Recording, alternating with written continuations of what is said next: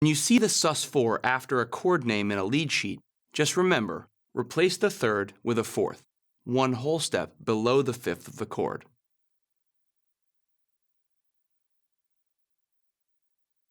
In the same way that you build a sus4 chord by moving the third up to the fourth, you can also move the third down to the second scale degree to create a suspended second chord. Here's a C major chord, a C sus4 chord, and a C sus2 chord. Because the third moves to another note, sus2 chords are neither major nor minor, just like sus4 chords. To build a suspended second chord, start with a C major 5-finger pattern. Instead of playing the root, major third, and fifth, replace the major third with the second degree of the scale using your second finger. Play back and forth between a C sus2 chord and a C major chord.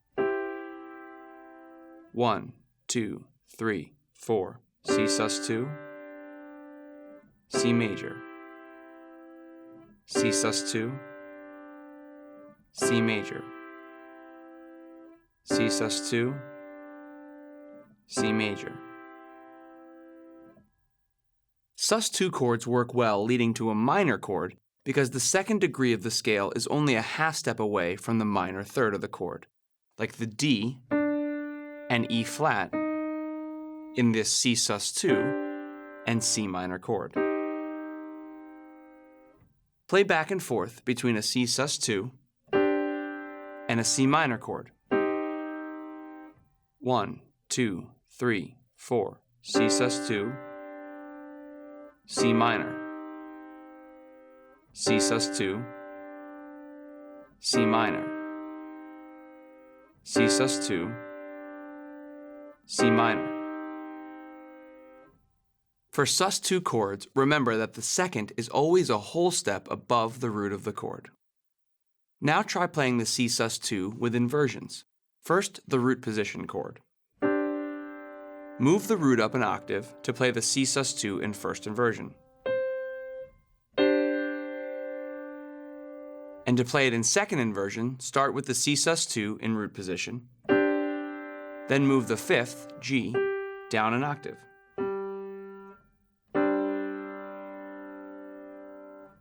Let's try the same chord progression you played in the last section, but this time using sus2 and major chords. I'll play it for you first.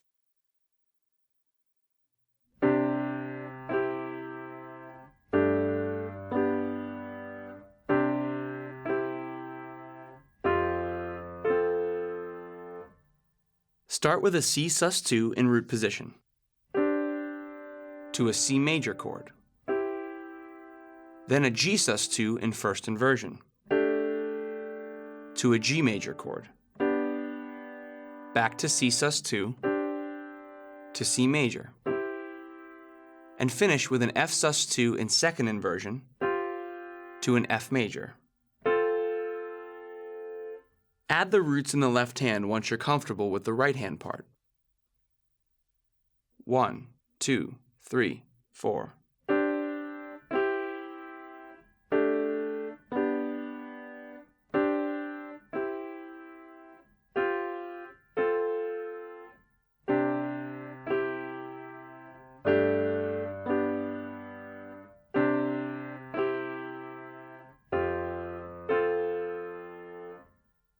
Here's another progression using sus2 chords as well as major and minor chords.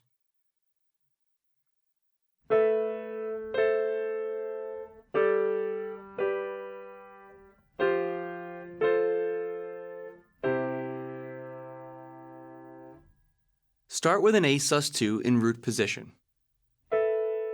to an A minor, then a G sus2 in root position, to a G major, to an F sus2 in root position, to F major, and finish on a C major in first inversion. Play that with me, adding the roots with your left hand when you're ready. 1, 2, 3, 4.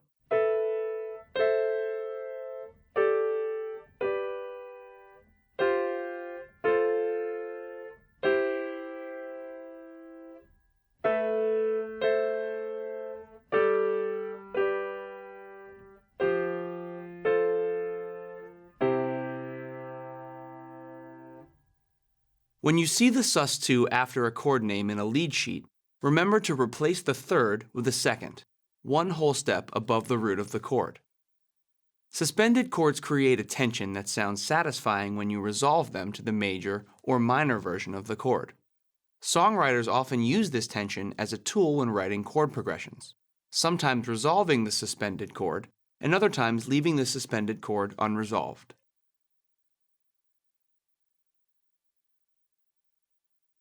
Another way to play chords that are neither major nor minor is by playing just the root and the fifth of the chord.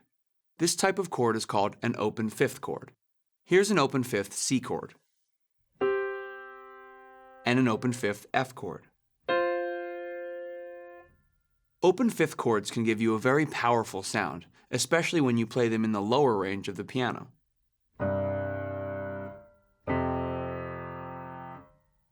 Use your first and fifth fingers to play back and forth between an open fifth C chord and an open fifth F chord, starting with your first finger on middle C. 1, 2, 3, 4, C, F, C, F, C, F. Now play the same thing 2 octaves lower using your left hand. 1, 2, 3, 4, C, F, C, F, C, F. Open fifth chords are especially useful when you're playing in lower octaves. Playing complete major, minor, or sus chords in the lower parts of the piano can sound muddy. But using just the root and fifth in these lower octaves will sound more defined and clear.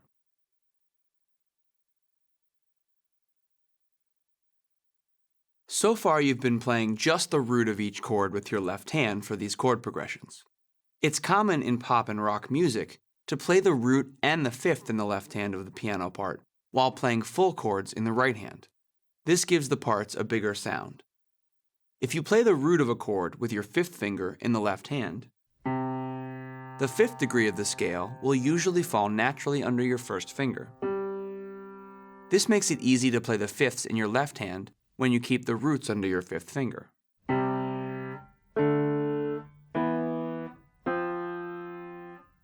Let's try a simple progression from A to E to F to C, playing roots and fifths with your left hand.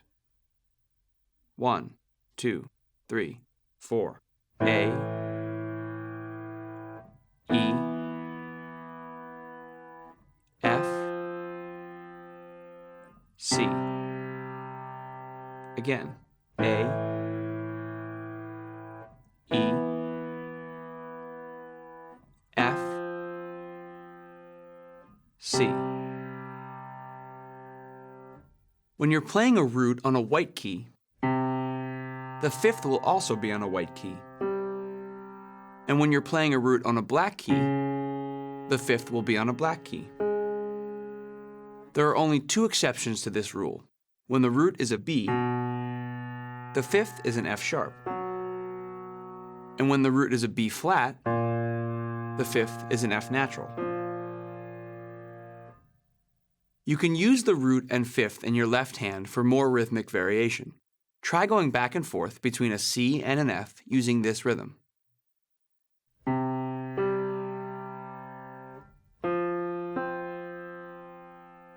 Play the root on the first beat and hold that note while you add the fifth on the second beat.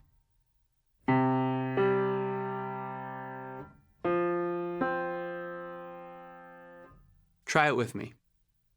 1, 2, 3, 4.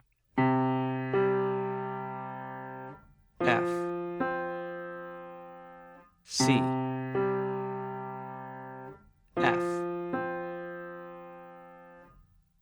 Now add right hand chords to this left hand part. The right hand chords go like this.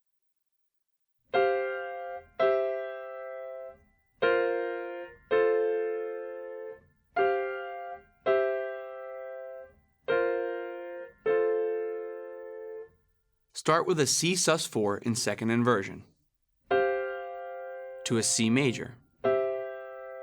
Then move down to an F sus4 in root position, to an F major chord.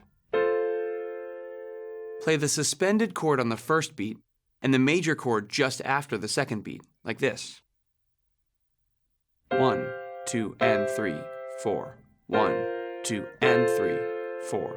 1, 2, and 3, 4. 1, 2, and 3, 4. Play it with me while I count. 1, 2, 3, 4. 1, 2, and 3, 4. 1, 2, and 3, 4. 1, 2, and 3, 4. 1, 2, and 3, 4. The rhythm may be challenging when you first put both parts together, so start with just the C sus4 to the C major. Play it with me. 1, 2, 3, 4.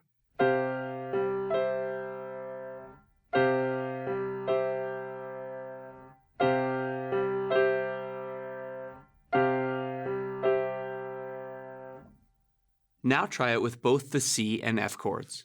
Use the pedal at each chord change for a smooth transition. 1, 2, 3, 4.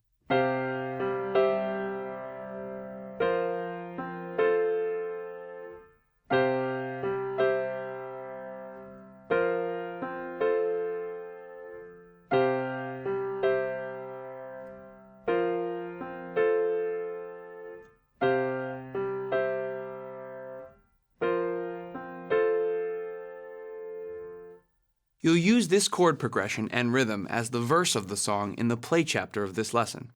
Take your time and use the speed slider to slow down the music while you practice.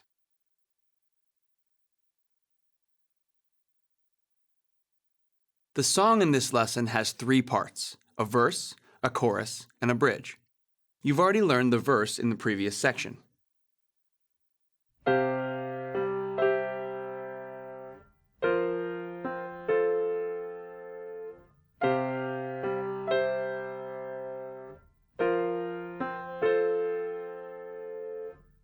The rest of the song uses a similar rhythm between the left and right hand. The chorus starts on an A sus2. I'll play it for you, then show you how to play it.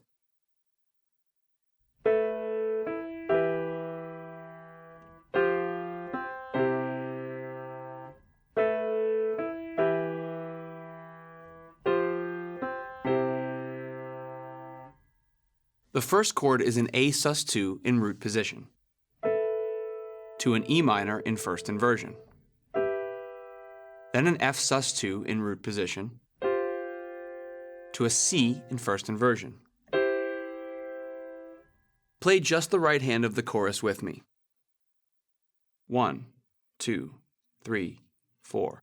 A sus2, E minor, F sus2, C. Again.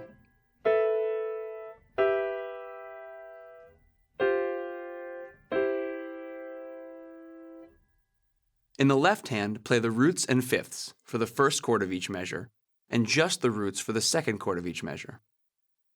1, 2, 3, 4. A, E, F, C. A, E, F, C. Put the left and right hand parts together. 1, 2, 3, 4.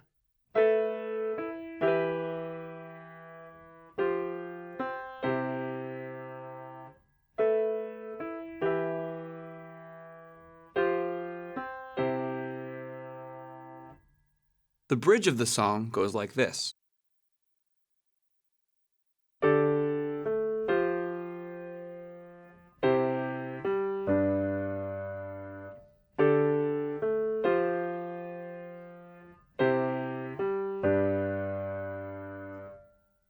Start with a D sus4 in first inversion, to an F sus2 in root position, to a C major in first inversion, and finish on a G major in second inversion. Play just the right hand chords with me. 1, 2, 3, 4. D sus4, S sus2, C, G. D sus4, F sus2, C, G. Now try the left hand part the same way we played it for the chorus. 1, 2, 3, 4.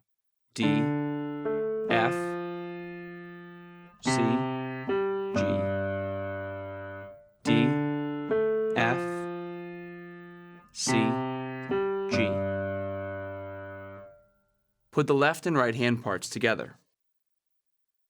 1, 2, 3, 4.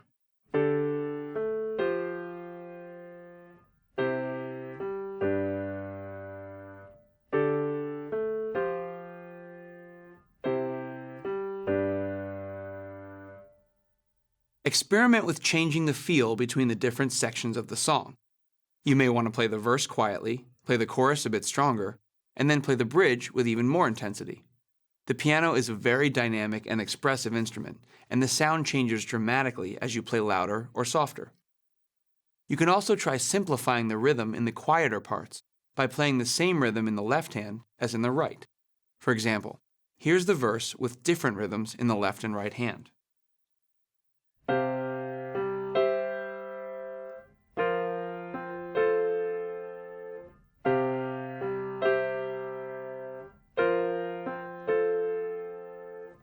And here it is a little quieter, using the same rhythm in both hands.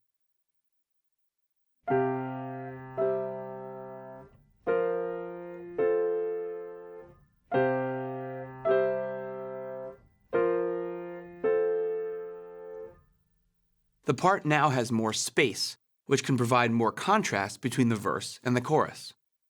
Try playing at different volumes with rhythmic variations when you're playing the song to give it your own personal touch. I hope you have fun.